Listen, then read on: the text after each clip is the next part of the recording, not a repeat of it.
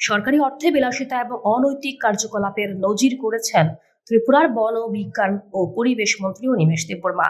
নিজের হাবভাব এবং অতিবিজ্ঞ কথাবার্তায় বরাবরই বিতর্কের কেন্দ্রবিন্দুতে রয়েছেন অনিমেষ দেববর্মা। একইভাবে দায়িত্ব নেওয়ার পর থেকেই ত্রিপুরার বনজ সম্পদ ধ্বংস এবং দুর্নীতিতে দেশব্যাপী আলোড়ন তৈরি করেছে অনিমেষ দেববর্মা নেতৃত্বাধীন বন দপ্তর।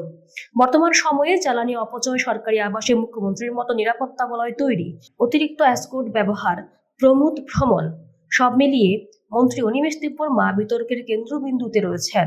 এবার সামনে উঠে আসলো মন্ত্রীর আরো একটি অনৈতিক কাজের চিত্র। বিজ্ঞান মন্ত্রীর বাড়িতে দেখা যাচ্ছে দিনরাত 24 ঘন্টা জ্বলছে অসংখ্য বৈদ্যুতিক বাতি। আগরতলার কুঞ্জবনে মন্ত্রী অনিমেষ দেববর্মার কোয়ার্টারের চারপাশে সরকারি অর্থে লাগানো হয়েছে লাখ টাকার লাইট। লাগানোর পর থেকেই সেই লাইটগুলি দিনে রাতে জ্বলছে। অভিযোগ, কোনোদিনই বন্ধ হয়নি সুইচ। কুঞ্জবনের এই সরকারি আবাসনটি মন্ত্রী দখল নেওয়ার পর সরকারি খরচে বাড়িটি রাজপ্রাসাদের মতো সাজিয়েছেন।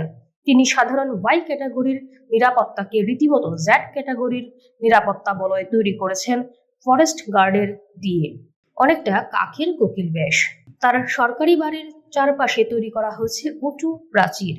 অন্য মন্ত্রীদের ছাড়িয়ে মুখ্যমন্ত্রীর সরকারি বাসভবনের মতো ভিজিটরদের জন্য তৈরি হয়েছে আলাদা গেট এবং ডিটেক্টিং সেন্টার। সরকারি জায়গা দখল করে কয়েক লক্ষ টাকা ব্যয়ে তৈরি সিকিউরিটি শেড। নিজের ব্যক্তিগত 2 এসকর্ট গাড়ি ছাড়াও তিনি পরিবারের সদস্যদের জন্য এবং বাড়ির বাজার করার জন্য অতিরিক্ত গাড়ি ব্যবহার করেন বলে অভিযোগ। বিজ্ঞানমন্ত্রীর এই ধরনের বিবেচনাহীন কর্মকাণ্ডে প্রশ্ন উঠছে খোদ মন্ত্রী পরিষদের সদস্যদের। Bureau report, news now.